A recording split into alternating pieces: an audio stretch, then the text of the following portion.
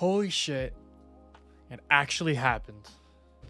A Starcraft patch. What the f... This has been a long time coming.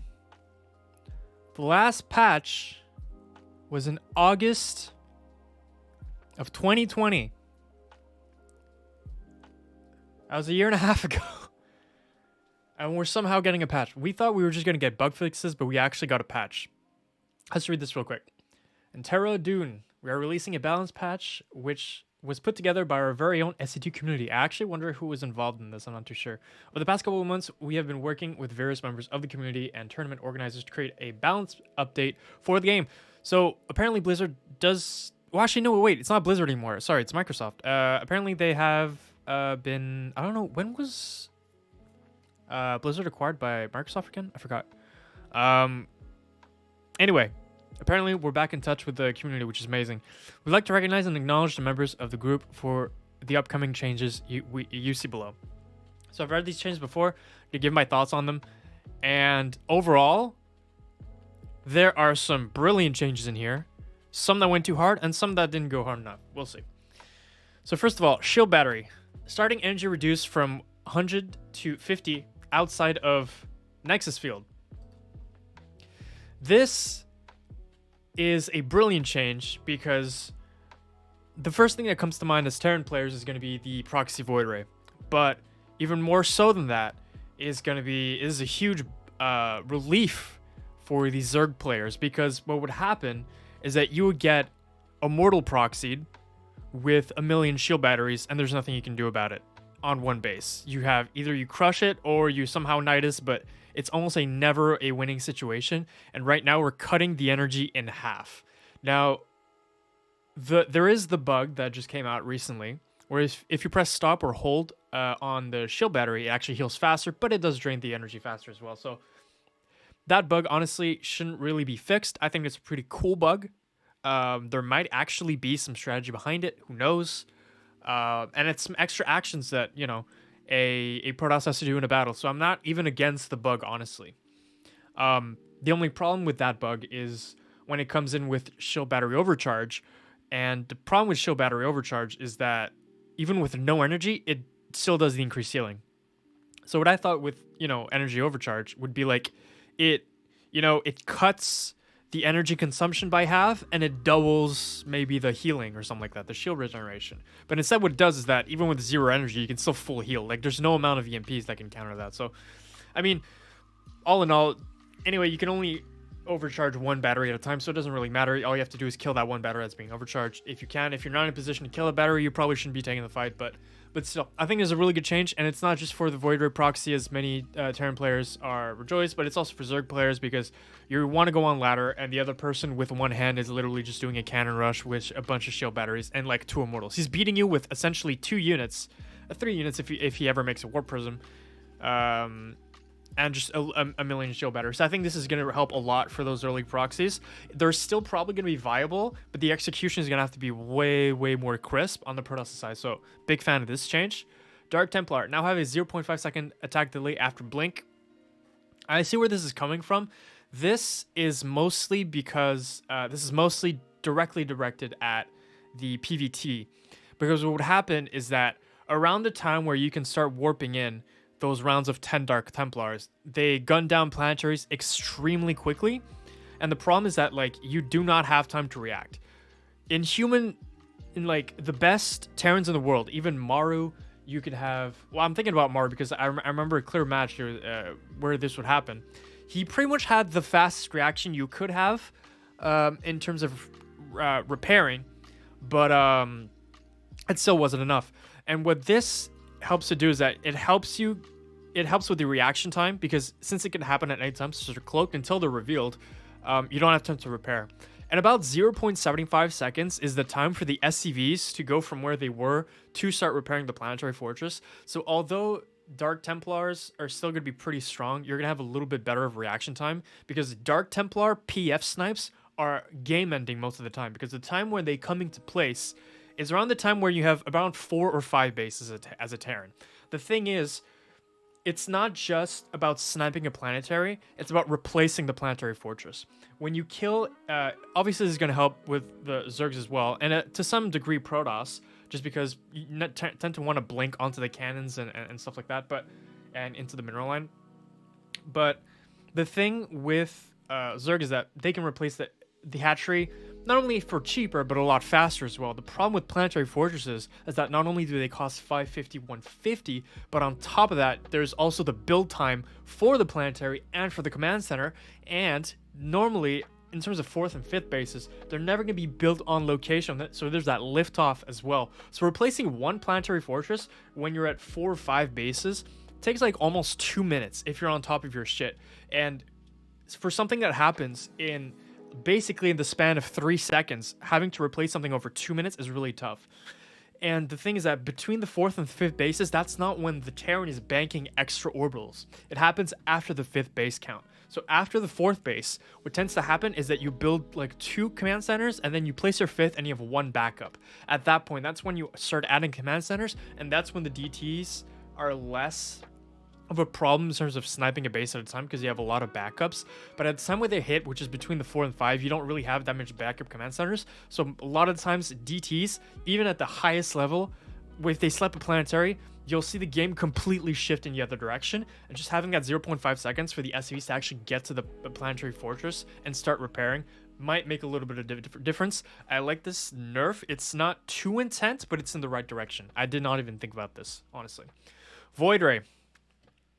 Build time increased from 37 to 43, and mineral costs from 2 to 250. Now, I want to show all you guys the previous patch. Previous patch is that they went from 250, 150 to 200, and from 43 to 37. Okay, so they're basically reverting it. Okay, except for the move speed, which I'm fairly fine with, because this actually allows it to still be a relevant unit. So when you revert 2 of the biggest changes to the Void Ray, this is, you could like change up the words here and just say, we fucked up, we made a mistake, we're reverting all the changes. I actually think this nerf might be a little bit too intense. I see where it's coming from, but I don't think they needed to revert the entirety, except for, of course, for the movement speed, the entirety of the changes made to the Void Ray in 2020. There was 2 things you could do. One, you could either increase it to 250. We could see maybe 275, but keep the build time. The thing is that if you increase the cost, but you keep the build time, that just means that they have to pay more per minute to keep that production going. So you would still have that proxy Void Ray, and this would work in versus Terran versus Protoss and versus Zerg as well.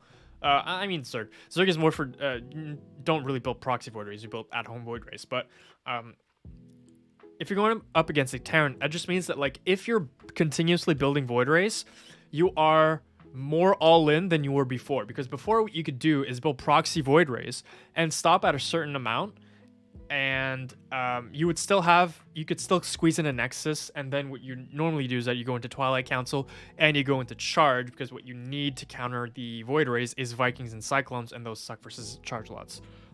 So it would just make the Protoss a little bit more all-in and more committed. Or you increase the build time, but you keep the minerals the same. Just by increasing the build time by 5 seconds, the thing that was hard about the Void Ray Cyclone kind of interaction is that the Void Ray would come out before your Cyclone. And they would build basically as fast as your Cyclone, except they start coming out earlier. And they could kill a Cyclone if the Cyclone does not have mag field yet. Like the DPS is very different, and it had the movement speed to keep up with the Cyclone if it started to get the lock on. I mean the Void Ray lock onto the Cyclone. And so if you could somehow slow down the build time, all of a sudden, even though the Void Ray would start a little bit before the Cyclone, it would still pop out roughly at the same time if the Terran tweaked his build right. And over time, it would become eventually it would be more Cyclones than Void Rays if given the control would be correct. However, since the Void Ray didn't increase in cost, it would be much more viable of a transition into something else as well. It's just that would be more fair in terms of the Cyclone production, Void Ray production, slash, Viking production and whatnot. So the fact that they reverted both might be a little hard. This might actually straight up, especially with the battery change as well, this might straight up kill the cheese altogether. I think the cheese could still be a part of the game. It just has to be, just like the kind of Cannon Rush Immortal, it just has to be a lot harder to do. But it shouldn't be completely unviable. I think here's where, like, not only do you not have a transition into Nexus as much because they cost more, but on top of that, they are going to get outnumbers by Cyclones and Vikings eventually anyway. So, am I a fan of this? Maybe not. Maybe just increase it to 43 or go halfway, 225 and 40 seconds, something like that. Maybe experiment. This is going to be one of the numbers that we should experiment with, but, I mean, it is what it is. I think people are really tired of the Void Ray in all matchups, honestly. But I'm glad they kept the move speed, because that's actually made the Void Ray viable more than anything else. This is the move speed, the fact that it can catch up the Cyclones, the fact that it can run around the Zerg bases and stuff like that. But it's more expensive to make, and you can't get them as fast as before. Queens can no longer transfuse off creep. This is an interesting thing. This is mainly directed at PvZ. Queen marches. What is it? The German taxi? Kind of the German taxis. German taxi you can still drop, with Overlord creep and stuff. But since we're nerfing the Void Ray and stuff, and to some extent the shell battery is still going to be nerfed from the Protoss point of view here, is that not all your batteries are going to be in Nexus range. Some of them are going to be between the third and the second base. So this is where you can't transfuse off creep could become really useful, because if you weaken the Protoss's defense against what is already a very strong attack, which is the Queen March, then you're going to be screwed. So transfuse is now a purely defensive ability and not so much an offensive ability, and it's going to reward, Zerg late game, because the other situation where you would use transfuse is something like on Broodlords or on Corruptors. And so late game, when you have creep mostly around all of the map, or at least in the direction where you're going with the with Queens, this should still be a fine change. I do not think of this, but the fact that they nerf Protoss defense this hard would make these Zerg attacks that much stronger. So I think this is mainly directed at PvZ, and I think this is a pretty good change as well. Widowmine. Reduce the effectiveness of Drilling Claws 0.71 to 1 second. This is totally fine as well. I love this change. I don't know if it's gonna be enough. Drilling Claws is a tricky thing to time, because it's gonna be kind of like the Dark Templar thing earlier, which is all about reaction. This should not change any of the TVZ fights, because all of the Widowmines are gonna be pre-burrowed. Same thing for TVP. Where this is going to be addressing is it's more or less like a late game, mid to late game Widowmine drops, because they are the most cost effective, most destructive, economy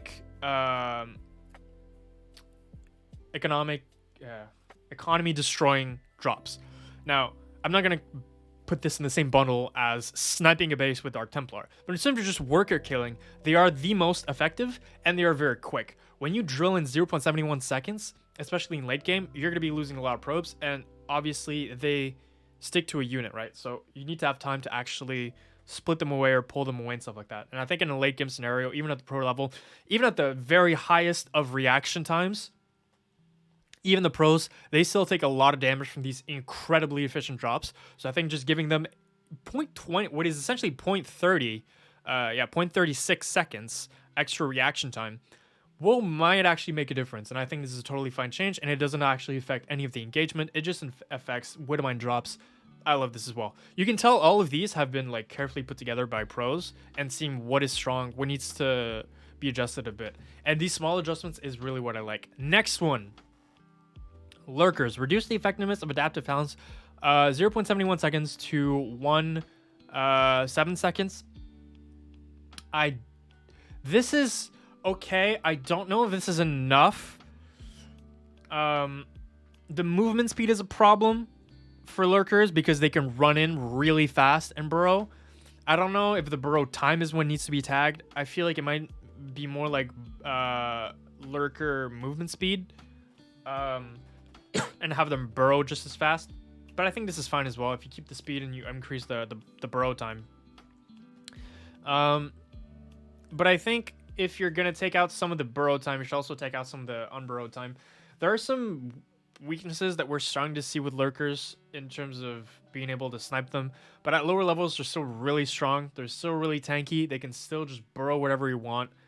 And I'm not really sure how to tackle the lurker. I know that the most annoying part is the fact that they're siege units and they're really tanky, and they can just walk into somewhere because they have a lot of movement speed and they can just burrow instantly. The burrow instantly is a frustration all across the board. ZVZ, ZVP sorry, PVZ, TVZ, and even ZVZ. When you see lurker battles that are just like, you know, you pop a lurker, you try to go around, oh, my lurkers are just as fast, boom. It's like, I'm already repositioned. Repositioning should not be that fast. And we see that in TBT with tanks and repositioning. And this, I mean, lurkers with already high movement speed, they already have high burrow speed on top of that. It's kind of, you know. It's frustrating to go up against, you know, really fast siege lurkers in all matchups, honestly. Mostly ZVZ and TVZ as well. So I think this change is fine. I don't know if this one's enough, but it's in the right direction. And we've, as a community, looks like we have recognized that the burrow speed is a little bit ridiculous. And this might, in 0.36 seconds, certain units maybe has time to go for another volley. It's like a volley and a half, maybe extra. I don't know how much we would see, but this is a good direction. And this is the type of patch, that you can patch this right now. Obviously, this is only going to go in the public test realm, but why am I coughing? It's not Corona. You could put out this patch right now, and we would be good, honestly, for like 4 or 5 months, just to see how this develops. So I definitely like this. And lastly, Nidus Worm increased starting creep by 1 unit in each direction around the worm once it spawns. This is mostly due to the fact that queens can't transfuse off creep, and like it or not, the queen timings with Nidus Worms is a very important part of the game against mutas, against Skytoss, and even against certain mech builds, and just sometimes blind as well. But the problem is, like, when your Nidus Worm pops out, you have so little creep, and your queens are so large that when they pop out, they won't be able to save the Nidus, which is a core part of not only save the Nidus, but maybe even save themselves, which is a core part of the Nidus. And if the queens really could not transfuse off creep and you didn't change the Nidus Worms, Nidus Worm builds would be almost obsolete, because even if you get up the Nidus Worm, normally if you get up the Nidus Worm, you should be good to go to protect your Nidus Worm. But now it's like, if you didn't increase the starting creep, then it would spawn, your queens will pop out and they wouldn't be able to save it, and you would lose all your queens and it's game over immediately. So this is a direct response to the queens not being able to transfuse off creep anymore, because queens are large, and when you spawn the Nidus, it doesn't have that much creep. So that might be a problem in protecting it, and that might kill off Nidus Worm builds or Nidus Worm responses, which is a completely valid build and a balanced response to certain things that you scout. So that's pretty much, it's just a hot fix for the queen. All in all, I think this is a really cool patch. I'm excited to see where this goes in the future. They seem to just nerf things that are strong. These are pretty much all nerfs. Is there any buffs here? There's 0 buffs. These are all nerfs, right? And I don't want to get into it now, but a lot of Starcraft, and the reason like why I stopped playing and why maybe people fall off, is because of really frustrating things to play against. And the fact that you reduce those cannon rush immortals, the fact that you reduce these proxy void rays, and the fact that you reduce, you know, like killer moves like Widowmine drops that are just kill entire worker lines late game, that you kill wait, what else did I say? Oh right, game ending Dark Templars. Although it gives you just a little bit more leeway and they're just as deadly, I feel like we're in the right direction of, like, we understand what is like too strong, and I think that's really cool. So Prage that maybe in like 4 months, honestly, if we can get another patch in like 4 or 5 months, fantastic, honestly. New maps, new patch every 4 or 5 months, totally fine. We don't need a patch every 2 weeks like the league or something like that, or even every month. But this is definitely a step in the right direction. Can't wait to see what happens next.